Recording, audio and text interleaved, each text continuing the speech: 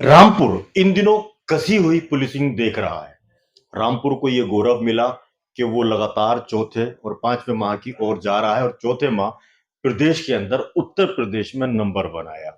इसकी कोशिशों में जिस तरह से पुलिस अधीक्षक विद्यासागर मिश्र ने अपनी जिस तरह से तजुर्बे को कह लीजिए लगाने के बाद उन्होंने इस जिले को टॉप किया है और लगातार वो उस अचीवमेंट को लगातार पार करते चले आ रहे हैं। ऐसे में जो वर्ष पीछे बीता, दिसंबर अब चल रहा है और नए वर्ष का हम आगमन करने जा रहे हैं।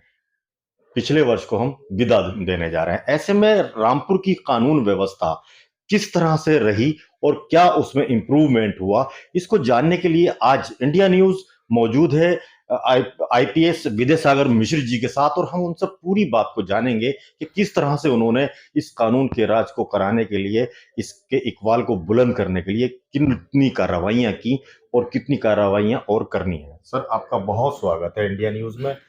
सर, रामपुर में कानून व्यवस्था की अगर मैं बात करूं तो बड़ी बेहतर की तरफ जा रही है। इसमें आपकी किस तरह की कोशिशें थी और कैसे आपने इसको किया है? धन्यवाद। देखिए, सीधे हम लोग जनता से जुड़ने का प्रयास करते हैं। प्रत्येक स्तर पर थाना प्रभारी, चौकी प्रभारी गांव में जाते हैं, लोगों के बीच जाना आना, उनके साथ संवाद स्थापित करना। जो छोटी मोटी समस्याएं हैं उनके समाधान के लिए हमारा प्रयास ये रहता है कि आपस में बैठ करके लोग करें। बावजूद इसके जिन समस्याओं का समाधान नहीं होता है, मारपीट इत्यादि अगर कोई ऐसे मामले हैं, उसमें मुकदमे दर्ज करके हमारे द्वारा निष्पक्ष कार्रवाई की जाती है।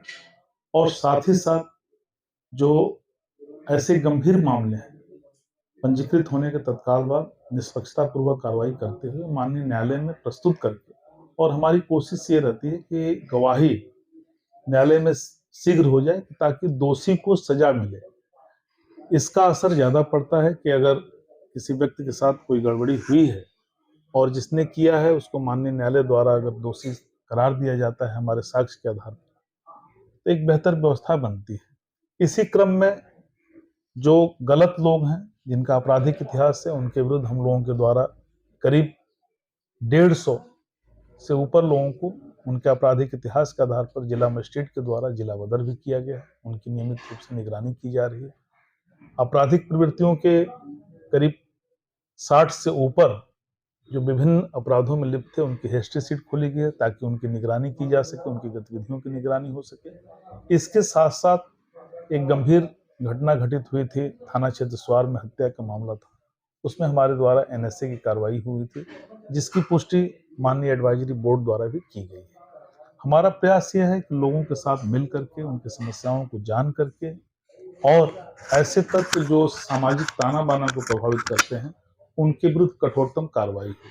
इसी श्रृंखला में हम जो विभिन्न विद्यालय है, विद्यालयों में हमारे थाना प्रभारी, क्षेत्राधिकारी भ्रमण करते हैं। साथ ही साथ हमारे द्वारा और जिलाधिकारी के द्वारा नियमित रूप से जो समाज के संभ्रांत व्यक्ति हैं, धर्मगुरु हैं और जिनका समाज पर एक व्यापक असर है, जिनकी बातों को लोग मानते हैं, उनसे नियमित संवाद भी किया जाता है। इसी कड़ी में हमारे द्वारा दिनांक 2 दिसंबर को भी एक गोष्ठी की गई थी। आज भी धर्मगुरुओं और संभ्रांत व्यक्तियों के साथ हमारे द्वारा गोष्ठी की गई है। उनसे सलाह और सुझाव भी मांगे गए हैं कि और बेहतर कानून व्यवस्था को बनाने में उनका अगर कोई सुझाव हो या अन्य कोई सुझाव जिससे कि हम जनपद रामपुर के विकास की भी बात करते हैं, उनका सुझाव लिया गया है। अच्छा, आज जैसे कि धर्म गुरुओं को आपने बुलाया, कल व्यापारियों को बुलाया था, इस तरह से लगातार जो आप गोष्ठियां कर रहे हैं, समन्वय स्थापित कर रहे हैं इस बीच में, इसको कहाँ कहाँ आपको फायदा पहुंच रहा है? और क्योंकि इस टाइम रामपुर बहुत ही शांत जिला भी है और यहाँ अमन पसंद लोग हैं, वो आपको मदद भी कर रहे हैं, तो किस तरह से आप मदद ले पा रहे हैं? देखिए, आपसी संवाद से समन्वय स्थापित होता है, समन्वय से ही सौहार्द उत्पन्न होता है। तो नियमित अगर हमारा संपर्क हर लेवल पे बना हुआ, समाज के प्रत्येक वर्ग से बना हुआ है, तो उनकी जो नियमित रूप से अगर पुलिस से संबंधित या प्रशासन से संबंधित कोई समस्याएं हैं, तो वो अपनी बात बताते हैं और हर संभव हमारा प्रयास ये रहता है कि उन समस्याओं का समाधान हो। जैसे कि जब समाधान हो जाता है तो लोगों के द्वारा आभार भी व्यक्त किया जाता है। पिछले बार मीटिंग में कुछ समस्याएं बताई गई थी, जिसका समाधान हुआ और इस मीटिंग में लोगों ने उस चीज को सराहा भी। मुस्लिम धर्म गुरुओं ने आपको सराहा है, आपके काम को सराहा है। मेरी उनसे बात हुई है तो उन्होंने ये कहा कि जिस तरह से आपका दिल है कि इसमें किसी के लिए फर्क नहीं है। मैं ओपन नहीं कर रहा हूँ बात, लेकिन किसी के लिए फर्क नहीं है। ये विश्वास लगातार अगर थाने भी बनाए तो इससे ज्यादा बेहतर रिजल्ट मिलेंगे। देखिए, हमारी कोशिश है और हम लोगों ने दिनांक 1 से लेकर 5 तारीख तक प्रत्येक थाना प्रभारी, हल्का प्रभारी और चौकी प्रभारी को निर्देशित कर रखा है कि वो गांव में जाएं और छोटे-छोटे ग्रुप में लोगों के साथ बैठक करें और उनके साथ संवाद बनाएं, ताकि एक दूसरे के संपर्क में आ जाएं, और जब संपर्क में आ जाने के बाद से आधी समस्याओं का समाधान अपने आप हो जाता है। सर, देखने मिल रहा है जैसे थाना सर्किल है स्वार, अतुल कुमार पांडे लगातार गोष्ठी कर रहे हैं, ट्रैफिक के लिए लोगों को जागरूक कर रहे हैं। इस तरह से अगर बाकी लोग भी करें तो इसमें बेहतर परिणाम मिलेंगे। देखिए, सभी क्षेत्राधिकारियों के लिए निर्देश यही है। कई बार ऐसा होता है कि माननीय उच्च न्यायालय जाना पड़ता है या विभिन्न कानून व्यवस्था की ड्यूटी में रहने की वजह से नियमित रूप से किसी के द्वारा हो सकता है कि न किया जा सके, लेकिन यह निर्देश सभी के लिए और प्रयास सभी लोगों का रहेगा कि जो हम लोगों के निर्देश हैं और जो आवश्यकता है उस हिसाब से लोगों के साथ संवाद स्थापित करेंगे। बहुत शुक्रिया। जिस तरह से आपने देखा कि अपनी सौम्यता के लिए मशहूर हैं आईपीएस विद्यासागर मिश्र, इन्होंने मुस्कुराने के बाद जिस तरह से जिले की कानून व्यवस्था को टाइट किया है, ये बताता है कि जिले को मुस्कुराकर भी चलाया जा सकता है।